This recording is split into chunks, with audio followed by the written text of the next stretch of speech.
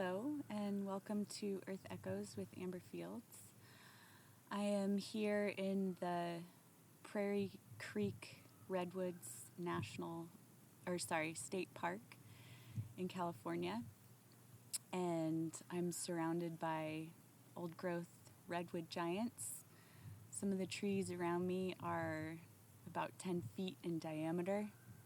Just absolutely amazing, powerful place. And so I've chosen to read a very special piece here that Jason Gray wrote, and it is titled "The Hole in the Soul."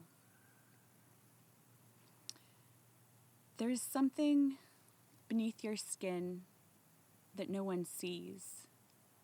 Not your friends, not your family, not your partner, not even you half the time. It does not bleed. It does not scream. It does not ask for help. It is always there. A hollow gravity in the center of your being. A silence that roars behind the smile.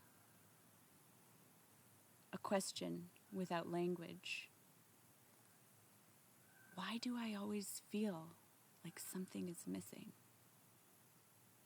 This, right here, is the hole in the soul. Until it is faced, understood, and healed, nothing else will truly ever satisfy. How we try to fill it. We try to fill it with drugs that drown the voice inside, with alcohol that makes the ache feel like euphoria for 5 minutes, with sex that stimulates connection while widening the void, with shopping,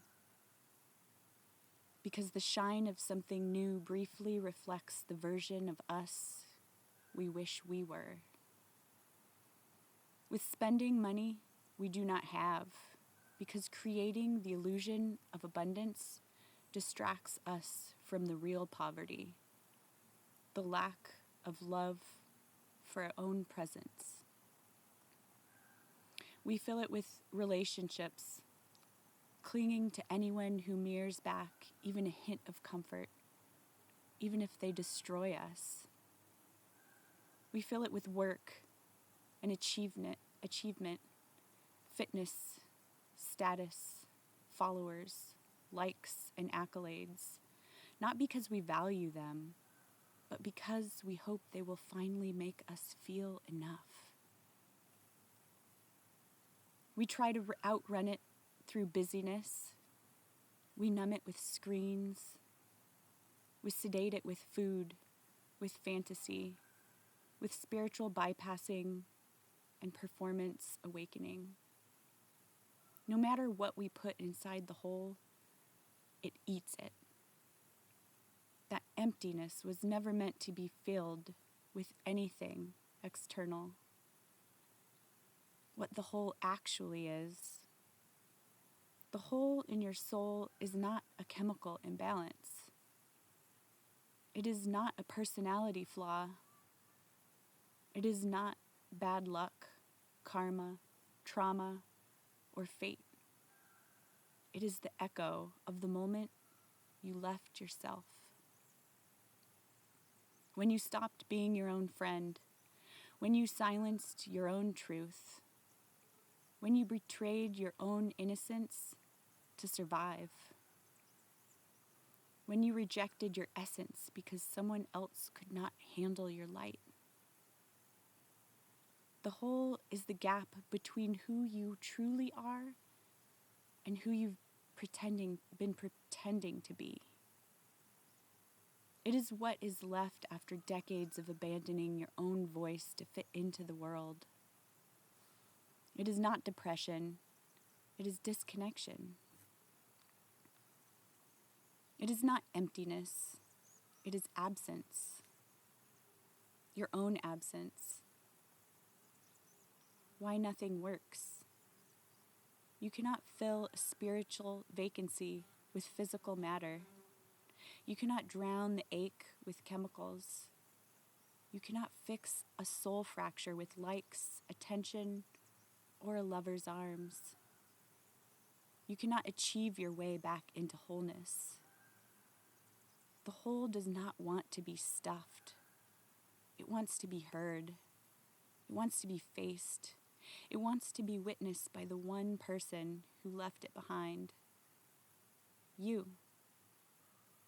Everything you have been chasing, every fix, every escape, every high was a desperate, brilliant, misguided attempt to find the version of you that never left.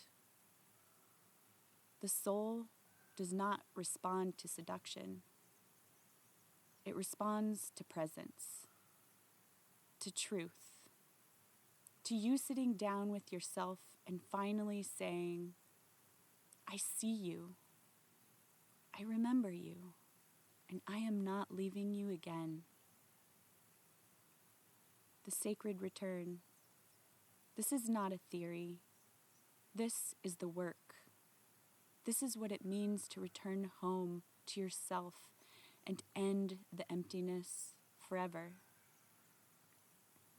Become your own best friend. Learn to enjoy your own company, not to tolerate it, to cherish it.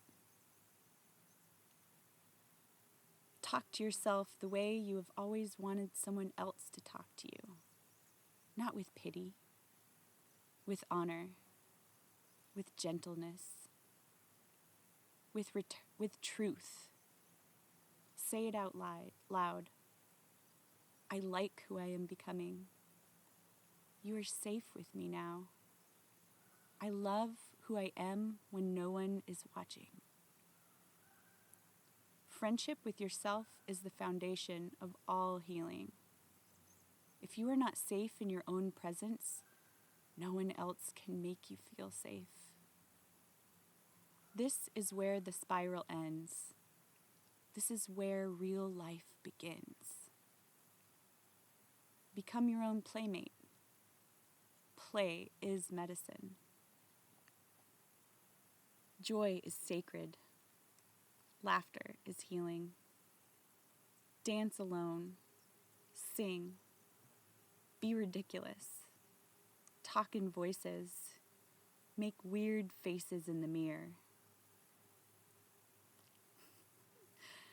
Make fun of your own bullshit. Why? Because you were never meant to be so serious all the time.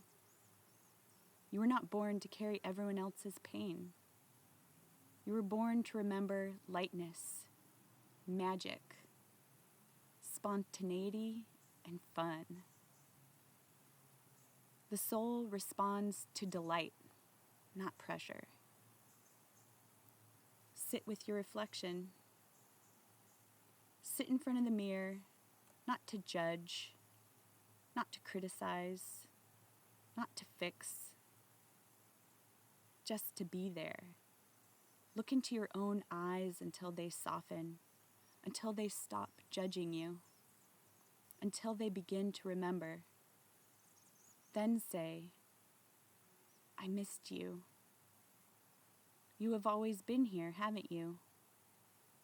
I am so sorry I ran, but I am home now, and I will never leave you again. Let it burn. Let it crack you open. Let the ache speak. Let the shame dissolve. Let the soul finally return. The death of the illusion. You are not broken. You never were. You are not a hollow being meant to be stuffed with sensation and stimulation. You are not a problem to be solved or a symptom to be medicated. You are not half of a whole waiting for a partner.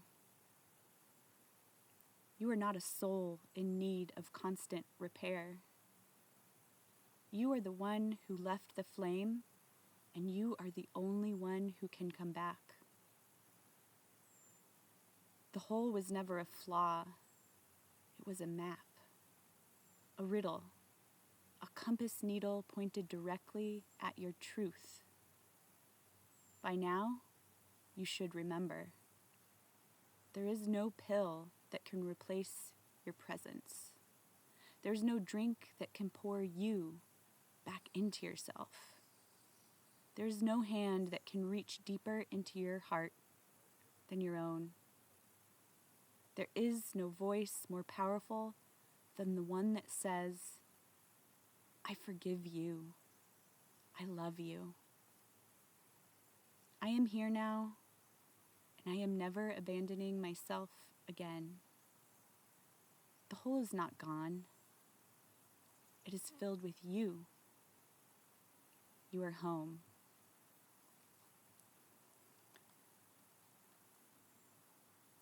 That's just so beautiful. I think a lot of us can relate to that. I remember as a child when I abandoned myself, and it was because I saw other people close to me abandoning me. And so I thought, well, if they're going to abandon me, then I'm going to abandon myself too. And that's when I started pushing myself too hard and doing things that I knew weren't good for me.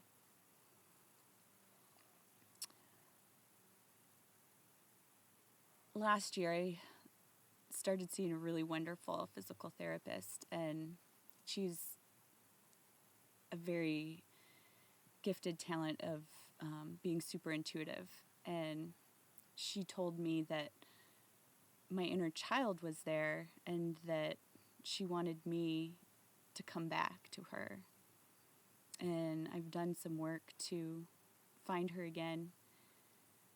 And it's been really heart-opening and important, returning to her and inviting her back and making her feel like I am a safe place for her to be. And it's just been so beautiful finding my inner self again. And I've come to realize since I quit drinking and smoking, which I'm on day 27 of sobriety,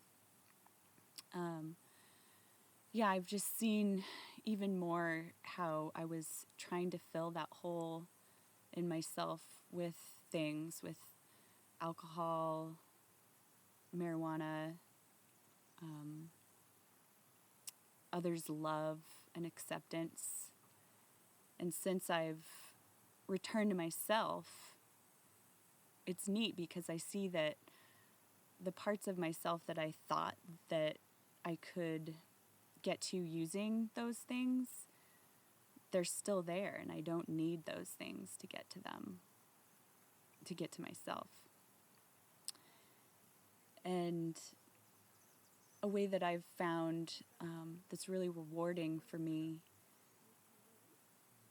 to get back to myself is to challenge myself with things and prove that I can do them.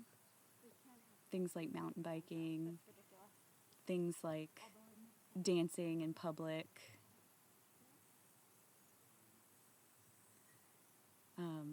building my own home with my partner, living off grid. I like when I challenge myself and I can succeed at things. It helps me to realize that I can do anything that I set my mind to. So I think we all can fill the hole in our soul if we quiet our mind and open our heart to our inner self and our inner child and be willing to make a safe place for them so that we can get back to ourselves. And I encourage everyone to take Jason's advice and fill the hole in our soul with our own loving self. So thank you for being with me today in this amazing forest, and I hope you have a beautiful day.